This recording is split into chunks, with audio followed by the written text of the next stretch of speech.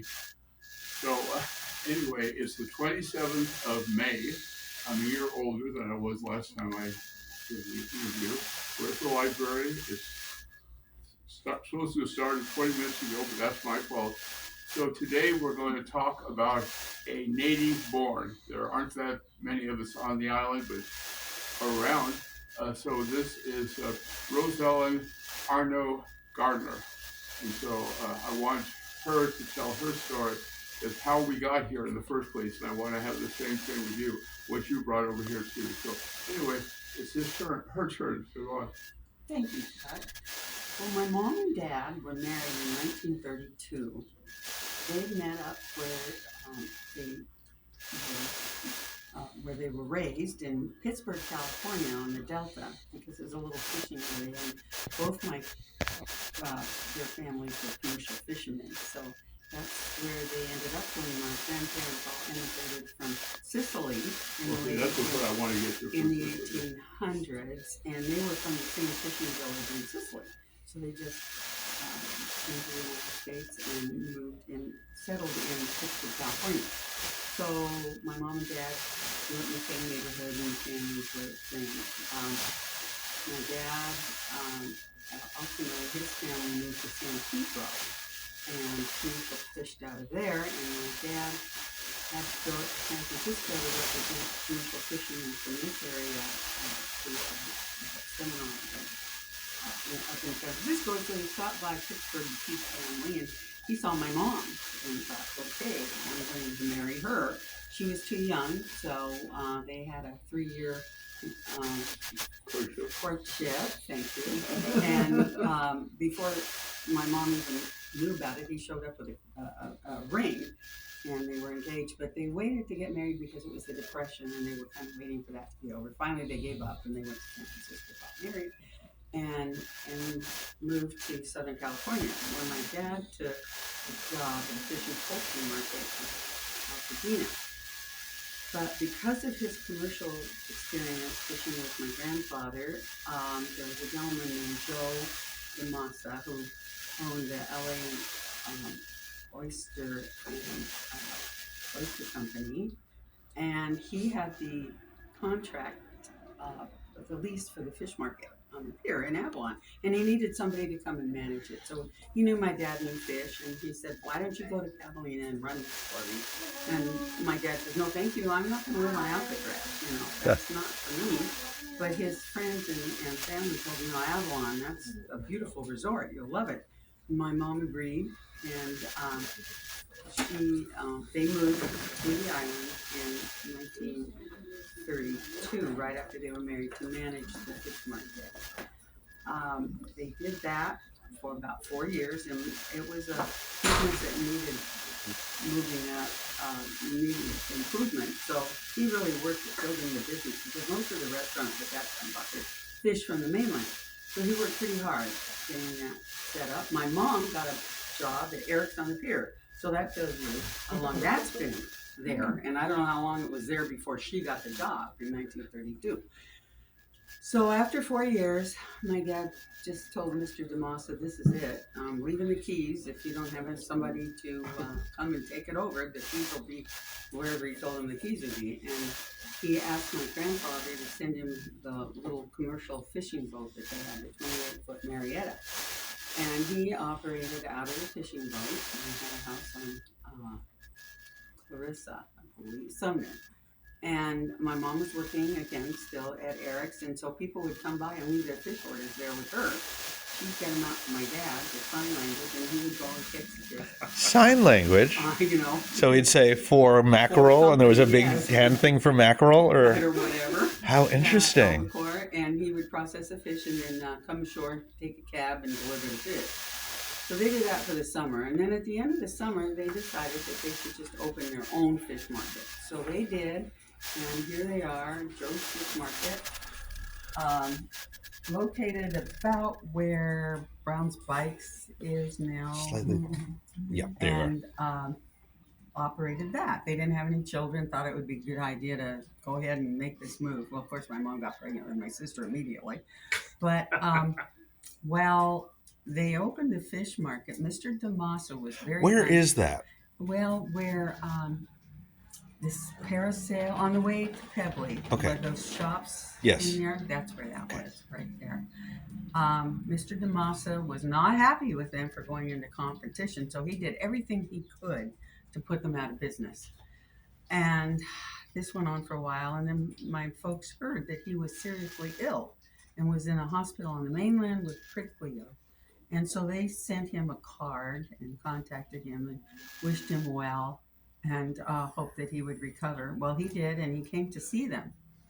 And he looked over their operation and saw my sister, and he said, you know, I have to tell you, after everything I did to try to put you out of business, and you were so kind to me when I was ill, he said, you take the fish market on the pier. And my dad said, well, we can't afford that. And he said, we'll make it work. So they moved to the fish market on the pier where it is today. And my dad would still go out in the Marietta, and he would catch flying fish and process them, get them ready for the sports fishermen to go out and catch marlin. And so he would get the orders from my mom, and he would go out, catch fish at night, and process them and put them on the swim steps for the boat so they could start out early in the morning. Well, one day, he didn't get home. It was late in the evening, late at night, and my mom was just trying to figure out where she should go to report him missing. When she looks up, and here he comes. The Marietta's engine broke down at Long Point, so he got in the dinghy, put a tow rope on it, and rowed all the way back to Avalon, towing the Marietta. Towing it? Mm-hmm. How could he do that? That's my dad. He's strong man. He's strong. Yes. He was strong.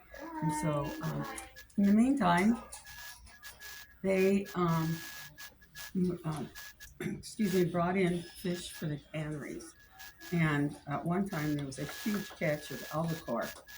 And so they had this all on the end of the pier and had to process it and get it ready to go to send to the canneries in San Pedro.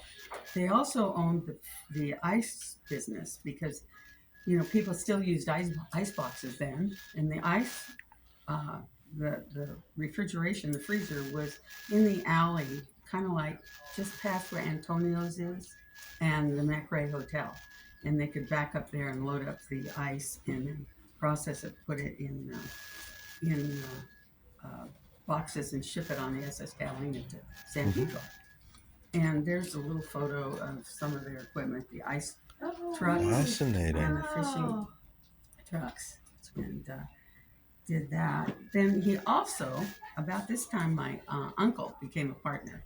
Uncle Sal moved to the island with his wife and 2 kids, 2 daughters, and they had a barge on the east end of the island where the fishermen could come ashore, come alongside, offload their fish, sell it. My dad would buy it, and then he also had a little store, so the fishermen could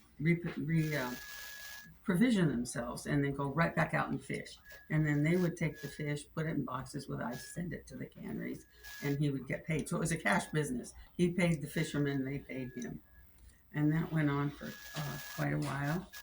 And in 1946, after they're successfully doing this fish business, their dream always was to show people the right way to cook and eat fish. So they decided to open a restaurant, and that's when what was called Top Deck was located where Float 5 is now, and there was this building, and it was a bathhouse on the lower deck, on the bottom deck, and the top deck was just built for an entertainment area for the Chicago Cubs. And so they were not spring training anymore, so my dad and my uncle took it over, and my mom and my aunt made a restaurant out of it. And they opened it in 1950, and they wanted to do a soft opening because they'd never run a restaurant before. We're just kind of winging it, so they thought they would just quietly open.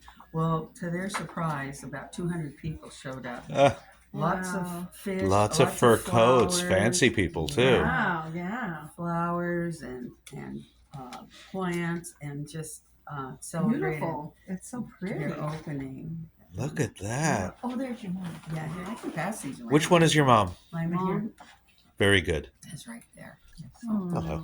And that was So would pretty you want to see exciting. here? And I just had to throw this in because at the end of the season I have a little party, and that's me. Let's see you. Will you point to her? Right here. That's Oh, you mean your awesome. Godfather's daughter? That's it. And that's your That's mom. that's awesome. Yeah. And that's her dad. That is And feel free to awesome. ask me a question or That's okay. As I said, I have it all here with all the names. And that's the Am I missing menu? anything? Is that the menu This down is there? the menu. Open up that menu for They go just a together second. exactly. I'm just gonna, so if people were to freeze the right there. video, they could actually look at the menu $1.50. and see what was for dinner. That's brilliant. Thank you. Oh my gosh. And there's a little history of Catalina there on it too. That's neat. That's So everything- really priceless. Yeah, well, that's a bill later. That's Catalina Cafe. Okay, thank you. So Yeah, she asked me to prompt her. She doesn't need me. Oh, I she's do. So about that time then, in 1950, 1947, they bought the Catalina Cafe, which was on Crescent Avenue. Some of you might remember Taco's Taco. It's right next to Lloyd's, and it's part of Catalina Charlie's right now, the part that's not open. So that was a little Yeah, cafe. yes. And it had booths and a counter. Yeah. And they served just like diner food, and it was very popular. Oh, it was open until pretty recently under Megan's management, I believe. Yeah. She bought it, and they sold it and bought it and bought it. So it was open until pretty recently. Okay, yeah. So, You have so much there. yeah. The Catalina Cafe was it was like a little coffee shop. And a lot of well-known folks used to come in and eat, movie stars and band In a leaders. great location.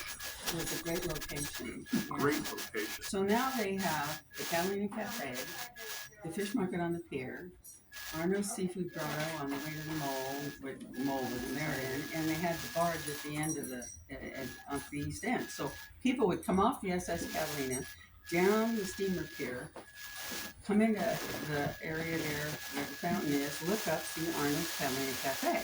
Then they'd go out on the pleasure pier to get on the Seal Rock trip, and they'd see Arno's Fish Market. And they'd go on the boat, and they'd go out, and they'd look across the bay, and they'd see Arno's Seafood Grotto.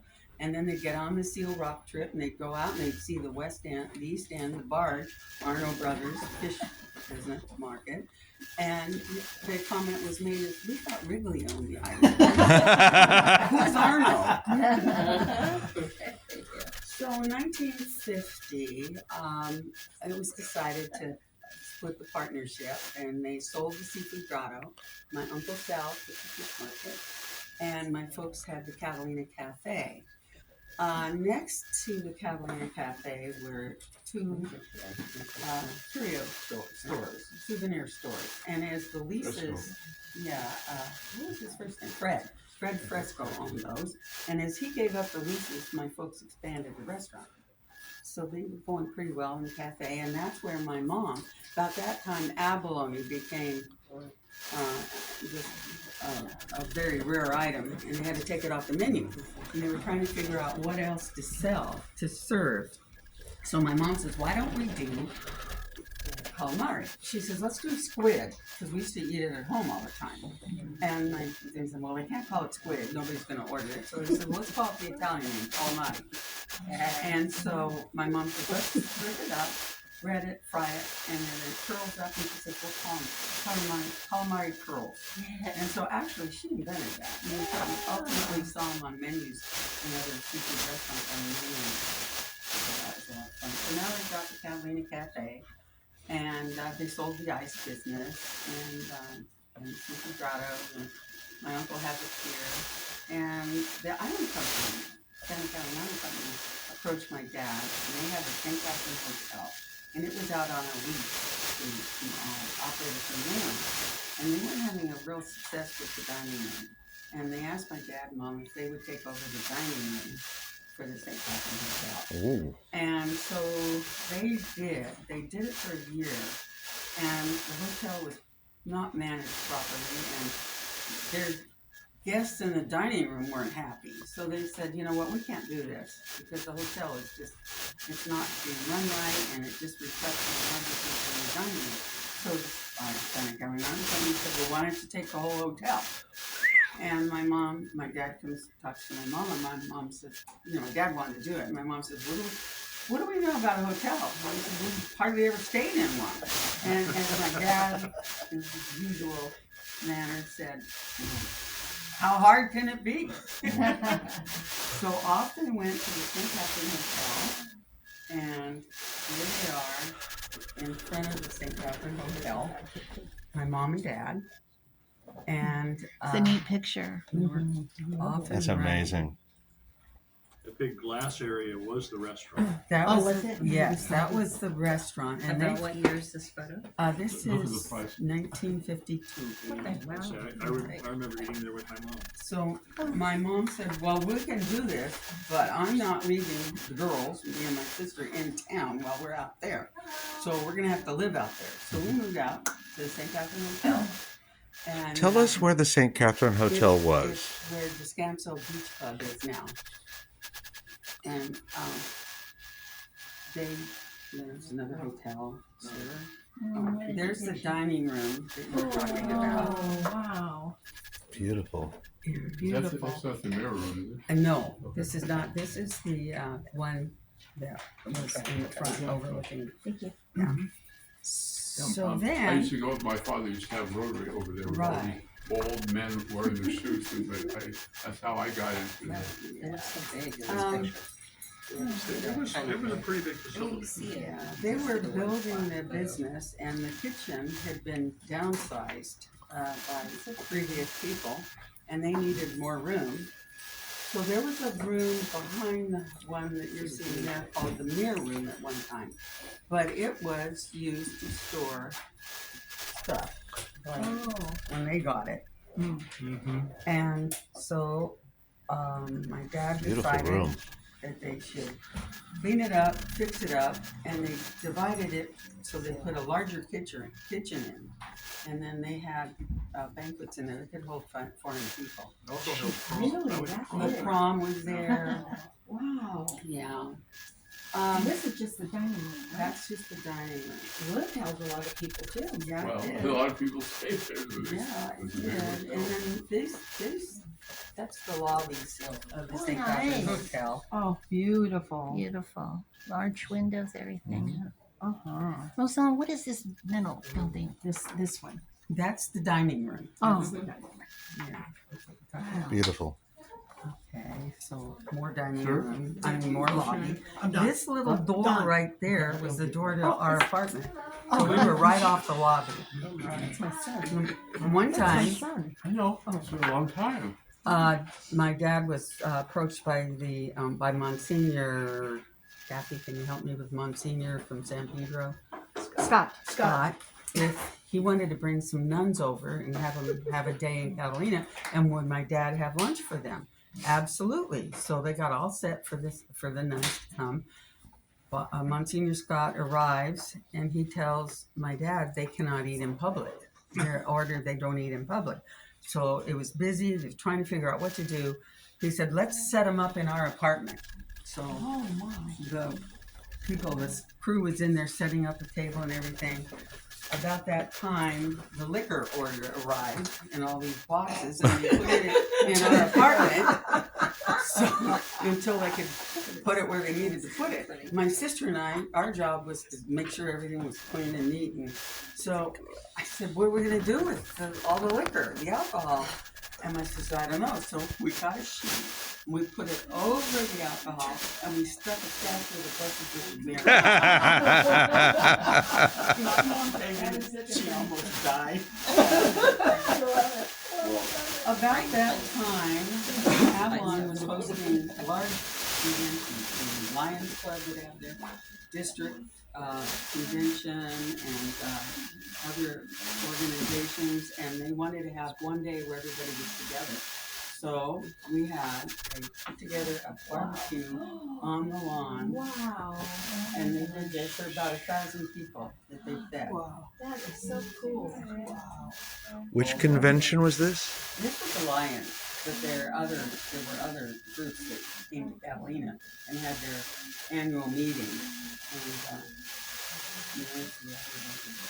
And Wow. Wow. yeah, that was beautiful.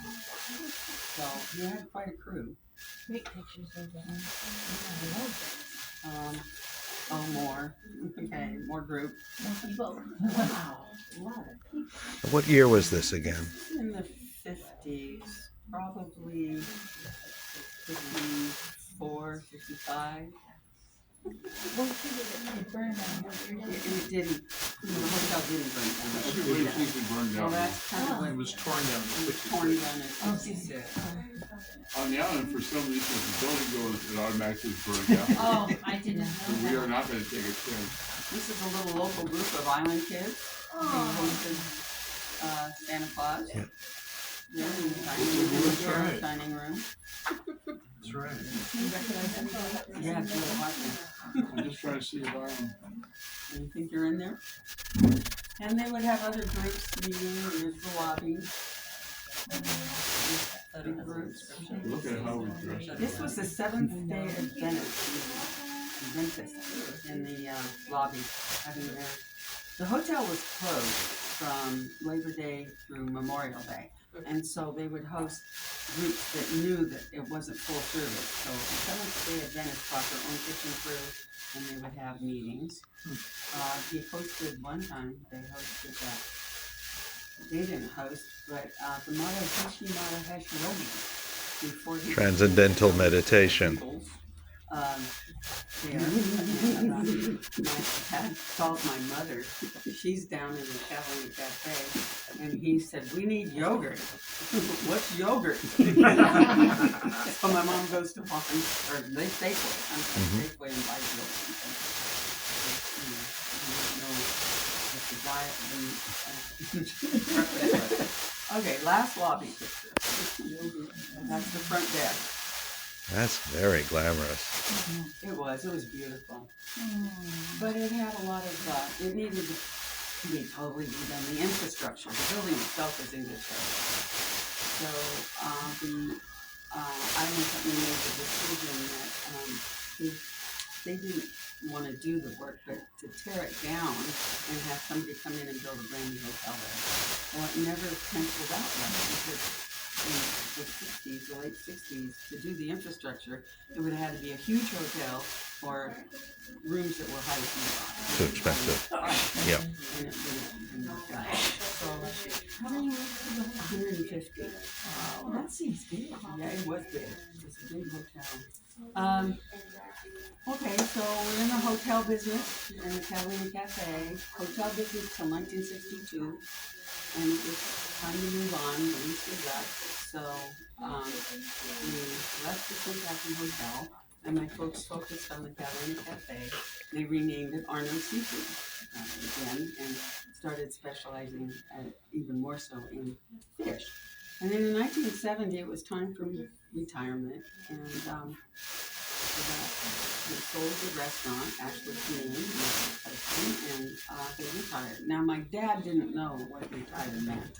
The hobbies to him were working. And about that time, I'm sorry, there's a little brochure for St. Catherine's. And then we used to put the rate sheet in it, so Could you just open it up so right we can after see the it? first of the year, my sister and I in the evenings were stuffing these brochures with the rate sheet because it changed every year. Oh, yeah. What a great flyer. Mind if I interrupt just a second? Oh, No. Okay. She made it very nice, they let us buy it. What did they call the restaurant? When you took it over with your husband and your two kids?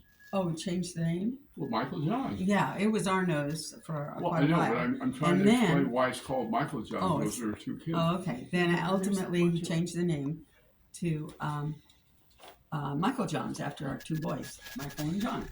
Wasn't there a fire? There was a fire, and it was reopened as Michael John's. Yeah, because it was Arno's. Yeah. I'm sorry. No, very good. Thank you. The memory. So let's see. My dad now is kind of at loose ends, and he finds out that the hospital needs some improvement, and wanted to add a clinic there, the doctor's offices. So he decided to go to town on raising money for the hospital. We started out raising money for the skilled nursing rooms, and there was no hospital foundation, and so he just kind of started out on his own. And How hard could it be? how hard could it be? And he would start writing letters to everybody he knew, yacht people who owned boats and he would write this letter that said, we hope you never need it, but it would be a comfort for you to know that there was a new hospital here and in case you needed it. And ultimately, finally, was after putting on dances and doing all kinds of fundraisers. Here's one where some ladies are having a lunch to raise some money, and he ultimately raised $1 million. And That's a lot of money in those days. and he became, then he got involved and they organized the hospital foundation and got it going. And over the years, he had been involved in a lot of civic organization. Some of the awards and things that he did, he was a councilman for 8 years, 2 as a mayor. He was chairman of the coordinating council meeting group. He was an ecumenical minister over at the Catholic Church. He was president of the Rotary, chamber director when he first organized. He was president of the chamber from 1952 to 53. Again in 71 and 72, and he acted as the manager when we didn't have a manager in those days. You mean city manager? No, the chamber manager. Okay. Started first annual New Year's Eve dance at the casino. That was his Oh, I idea. love that. And then they raised money for the chamber for that. And that dance is still going on today. He's a director of the Museum Society when it was first organized. Director of Meals on Wheels when first organized. He was instrumental in getting that started. Very instrumental in starting the hospital fund committee. With the chair raised money, as I said, to upgrade equipment. And then he had raised $50,000 for that, and then started the annual hospital committee. Casino, committee member, hospital planning commission, president of the newly organized hospital foundation, purchase division, but I think that has something to do No, I with did. it. Oh, you did? Well, it was because of that I got involved. But You got involved, okay. I'll tell you that later. Largely through a donor who raised over $1 million for the hospital. He was trustee of the hospital board. Some of his awards and commendations, he's a life member of the PTA. The class of 1958 dedicated the yearbook to him. The tour club, which is called. Yep. Life 58. membership in the Chamber of Commerce, life membership, Catalina Island Yacht Club. Award of Merit, Catalina Island Yacht Club for outstanding service. To the club above and beyond what was required for any officer or member. Life membership, Avalon Island Junior Club. Life membership, Rotary Club of Avalon. Resolution from the state of California. Resolution from Avalon Man of the Year Award, Rotary Club, 1952-1985. Man of the Year Award, Lions Club twice, and he was known to Mr. Avalon. What a great. That is awesome. When he passed away, Oh Avalon my. News Yes. dedicated this issue to him. Oh, that's so neat. And there So they proud are of in him. front of Arno's. Yes. And the yacht the- club and Yeah, so I don't know That if is you so want to look cool. at that. Anyway. Thank you. I'm going to stop the tape now. Thank you.